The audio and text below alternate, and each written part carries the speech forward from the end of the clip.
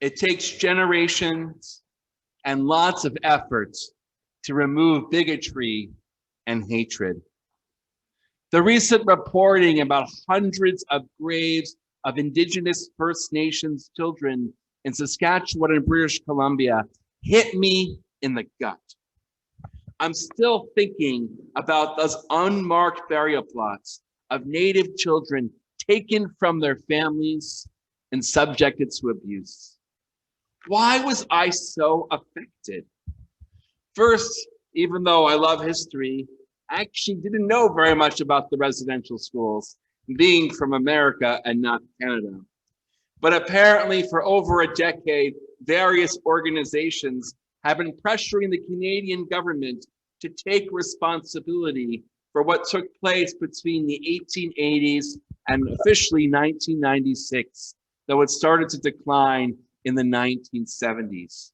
So what took place?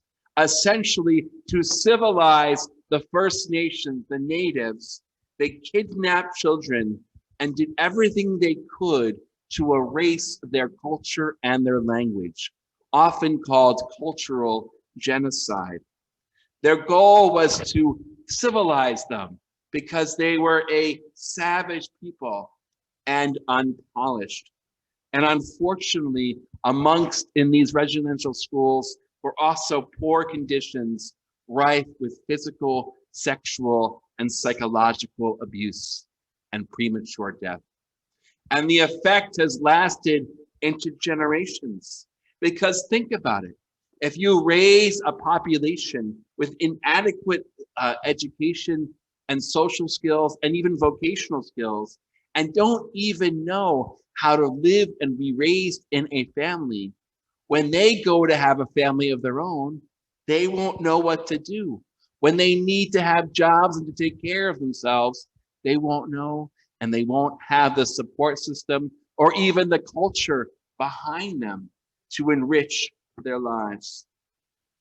But a second reason I was affected by the First Nations is because as Jews, this happened to us for many, many generations over the years. And Tisha B'Av recalls this history almost like a litany of what our conquerors tried to do to us. At the first temple, the educated were exiled in the hopes that the peasants left over in the land of Israel would forget and that the leaders would be assimilated in the luxury of their new location. First, the Assyrian Greeks, then the Roman Emperor Hadrian banned Torah study and practice of Jewish law under penalty of death and torture. As we know, some rabbis martyred themselves to continue teaching Torah. Jump to the Middle Ages when cartloads of Talmuds were burned in Paris.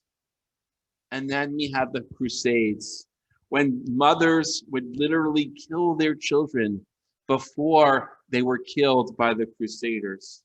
And before that, I skipped over Masada, which we know where they killed themselves so they would not be killed at the hands of the Romans.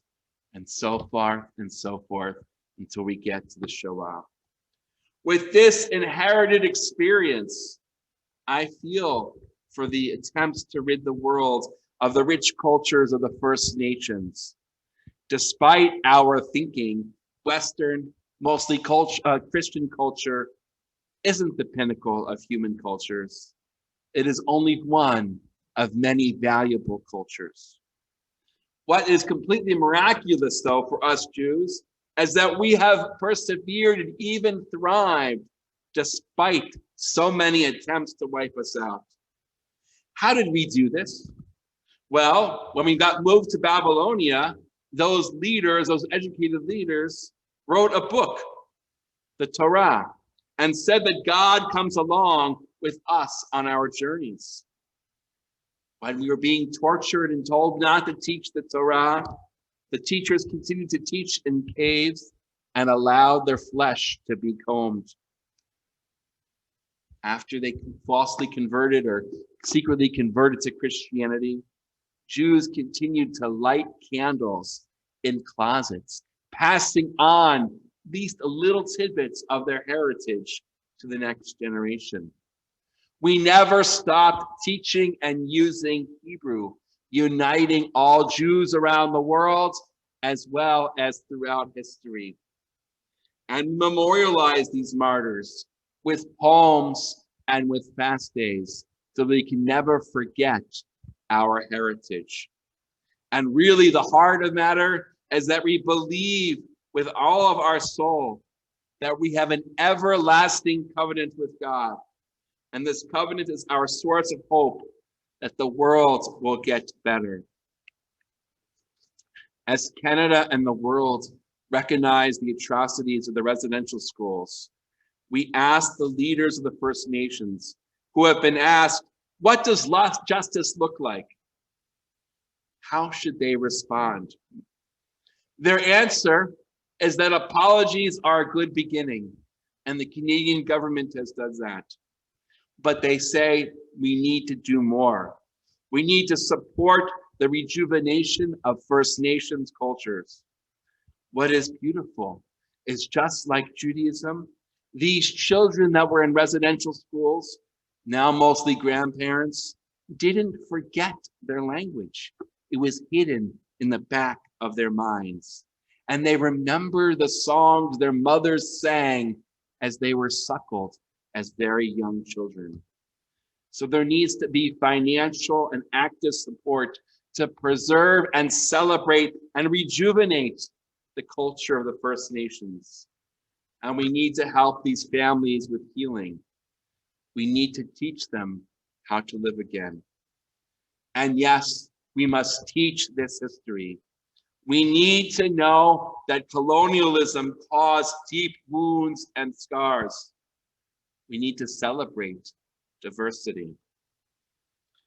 As many of you know, the main commemoration of Tisha B'Av is the destruction of the first two temples, 586 BCE, 70 CE. The rabbis attributed, as I said earlier, the transgression of idolatry to the first temple and to hatred and intolerance to the second temple. The words of the end of Isaiah were written after the destruction of the first temple, addressing the question, what should a next temple look like? What should its purpose be? If we are going to start again, what lessons can we learn? The prophet answers, I will bring them all of the people to my sacred mounts and let them rejoice in my house of prayer. Their burnt offering and sacrifices shall be welcome on my altar, for my house shall be called a house of prayer for all peoples. The prophet's dream is that God is the God of all people, not just a covenant with one unique culture. And the new temple is a home to all, a big tent where all cultures are celebrated.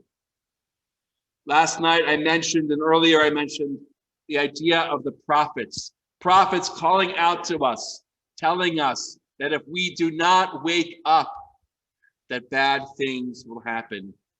And too often that has been ignored. Tisha B'Av is a lesson that we need to heed the call of the prophets to make our temples for all people and to not let other cultures go by way, to commit any type of genocide, whether God forbid be physical or even cultural, and that we need to not be complacent. We must do what we can to make the world a better place. Shabbat Shalom.